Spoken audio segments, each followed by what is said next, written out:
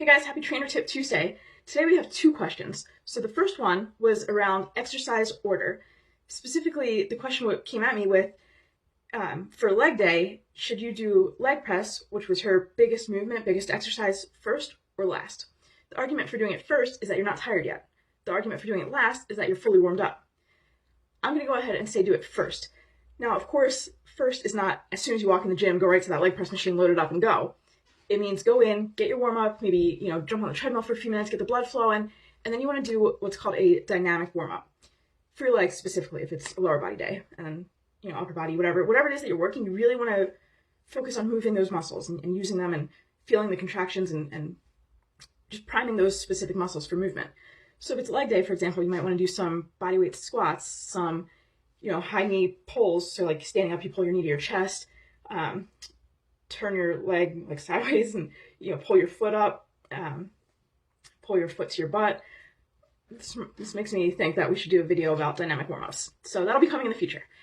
But you want to prime those muscles that you're going to be using in your workout, and then you can go over and do whatever your biggest movement is. So if it's leg press, hop on the leg press, start light, get a few reps in, and then build up to a working set. Same with if you're doing squats, any kind of pushing exercise, any kind of pulling exercise, whatever your biggest thing is. So I guess a more typical example for a leg day might be to do squats or deadlifts. For chest day, maybe some chest presses. Back day, some rows or pull downs, pull-ups maybe even.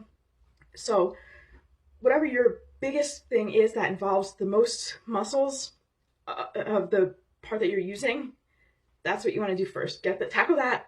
Use as much energy as you need to on that, and then do your accessory work after, which would be, if we're looking at legs, your leg extensions, your ham curls, those kinds of things. So big exercise first after your proper warm-up, and then the accessory stuff.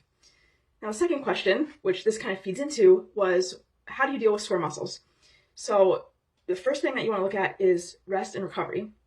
If you're feeling really sore, like if you just had a killer leg day yesterday and you're just so sore today, like it hurts to walk, it hurts to move, maybe you need to take a rest day.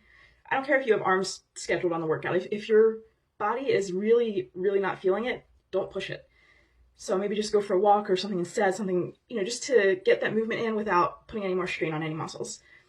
Past that, you want to make sure that you're getting appropriate sleep. So sleep is huge in recovery. That's where your muscles, when you lift weights and when you exercise, your muscles get little tiny tears in them. When you sleep is when they repair. So you want to make sure that you're sleeping right. You also want to fuel with proper nutrition. Lots of protein and carbs and fats, all three. Those are your macronutrients, and you need all of them to aid in proper body recomposition. So trying to lose fat, trying to build muscle, whatever it is, all three of those are your best bet, all three. So we've got sleep, nutrition, and then stretching. We'll also go over that. So we've got warm-ups that I want to do and like cool downs or post-workout stretching that we want to do. So you want to stretch out that muscle. So it'll look kind of like your warm-up, except for not as quick. So you want to sink into stretches, hold them for a good 30 to 90 seconds even, maybe even longer if it feels good for you. You want to really hold it, really stretch it. And the cool thing about stretching is, say you're standing up and you're reaching for your toes. With good form, your back is flat, you're reaching however low you can go. Hold it there for about 30 seconds, take a deep breath, and try to go lower.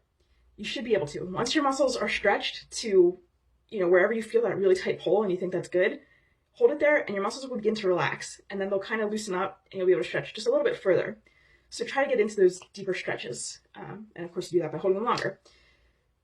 So as far as lifting, you want to get your big lifts done first. Recovery, you need to rest, you need to sleep, you need to fuel your body with proper nutrition, and you need to stretch.